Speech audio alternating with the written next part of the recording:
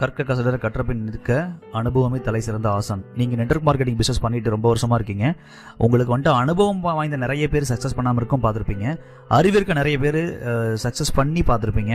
Okay, அப்போ கல்வி பெருசா, அந்த அறிவு பெருசா, இல்லை அனுபவம் பெருசா அப்படின்றது இந்த வீடியோவுடைய ஒரு இன்ட்ரெஸ்டிங்கான ஃபேக்ட். பார்க்கலாமா? டீலீடர்ஸ், நீங்கள் உங்கள் நெட்வொர்க் மார்க்கெட்டிங் துறையில் வெற்றி பெறதுக்கு அனுபவம் வேணுமா, அறிவு அவசியமா?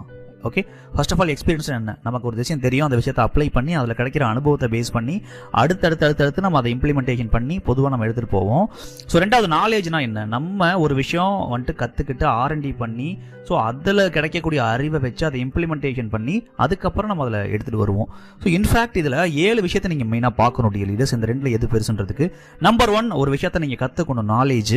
நம்பர் 2 வந்து ஆக்ஷனு. நம்பர் 3 நீங்கள் செயல்படுத்தணும். நம்பர் 2. நம்பர் 3 வந்து அதுக்கான ரிசல்ட் வரும், நல்லது வரும், கெட்டது வரும். ஸோ அதுக்கப்புறம் அதில் நீங்கள் வரக்கூடிய இன்பம் துன்பத்தை அனுபவிக்கணும். நம்பர் 4. 5வது அதை எக்ஸ்பீரியன்ஸ், அதுக்கப்புறம் தான் நீங்கள் அனுபவிக்க முடியும்.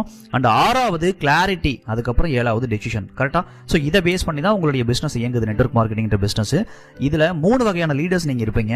ஸ்லோவாக கற்றுக்கிறவங்க, மிடிலாக கற்றுக்கிறவங்க, ஃபாஸ்ட்டாக கற்றுக்கிறவங்க. சரியா? இதை பேஸ் பண்ணி அனுபவம் வேணுமா, அறிவு முக்கியமானதையும் நம்ம வந்துட்டு ஃபேக்டில் வந்துட்டு யோசிச்சு பார்க்கணும். அண்ட் ஃபைனலாக இதில் 2 வகையான விஷயம் இருக்கு. நம்மளா கத்துக்கிட்டு டெவலப் ஆகுது. இது எத்தனை பேர் நம்ம டீம்ல இருக்காங்கிறது நீங்க யோசிச்சு பாருங்க.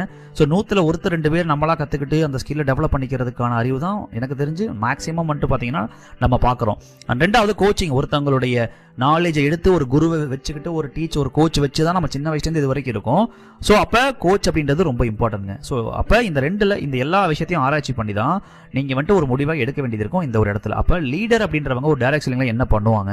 அவங்க உங்களுக்கு வந்துட்டு பார்த்தீங்கன்னா கற்றுக் கொடுப்பாங்க, அனுபவத்தை கற்றுக் கொடுப்பாங்க, ஒரு விஷயத்தை அப்ளை பண்ணுவாங்க. ஸோ அதுக்கப்புறம் சப்போர்ட் பண்ணுவாங்க, உங்களை கைட் பண்ணி உங்களை டெவலப் பண்ணுவாங்க. ஆனால் கோச் அப்படின்றவங்க யாரு? லீடர் வெர்சஸ் கோச் அப்படின்னா, கோச் அப்படின்றவங்க உங்களுடைய பிரச்சனை என்ன, பர்சனலாக என்ன ப்ராப்ளம் இருக்கு, அதுக்கு என்ன காரணம், அதுக்கான விஷயம் என்ன, டைரக்ட் செல்லிங்கான சிஸ்டம் என்ன, அதை எப்படி இம்ப்ளிமெண்ட் பண்ணுன்ற பலவிதமான R&D பண்ணி அறிவை டெவலப் பண்ணி உங்களுக்கு சொல்லிக் கொடுப்பாங்க. அப்போ லீடருடைய அந்த அனுபவமும் நமக்கு முக்கியமாக இருக்கும். ஒரு கோச்சுடைய வழிகாட்டுதலும் முக்கியம். மெயினாக நெட்வொர்க் மார்க்கெட்டிங் இண்டஸ்ட்ரியில், மற்ற இண்டஸ்ட்ரி அப்படின்றது கிடையாது. டைரக்ட் செல்லிங்ல வந்துட்டு லீடருடைய சப்போர்ட்டும் முக்கியம். ஒரு கோச்சிங் சிஸ்டம் தரமா நம்மளை டியூன் பண்றதுக்கு ரொம்ப முக்கியம். ஏன்னா லீடர்னால எல்லா டீமையும் ஃபோக்கஸ் பண்ண முடியாது. முக்கியமான ஒரு பாயிண்ட் இதுதான். கரெக்டா? அப்ப ஒவ்வொரு 10 லீடருக்கும் ஒரு கோச் இருந்தாங்கன்னா வேற லெவல்ல வந்துட்டு நம்ம அதை சக்சஸ் பண்ண முடியும். கரெக்டா?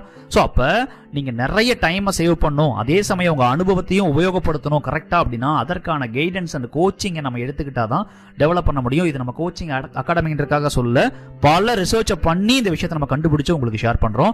ஸோ அப்ப இது அறியாமையில் இருக்கிறதா இதனுடைய மெயின் கான்செப்ட்டுங்க. அப்ப பொதுவா இந்த ஒரு இதுல எக்ஸ்பீரியன்ஸ், எஜுகேஷன் ரெண்டுமே 2 ஐஸ் இந்த வீடியோ நான் முடிச்சுக்கிறேன். யாரெல்லாம் சீரியஸா நீங்க டெவலப் பண்ண நினைக்கிறீங்களோ, ஓகே,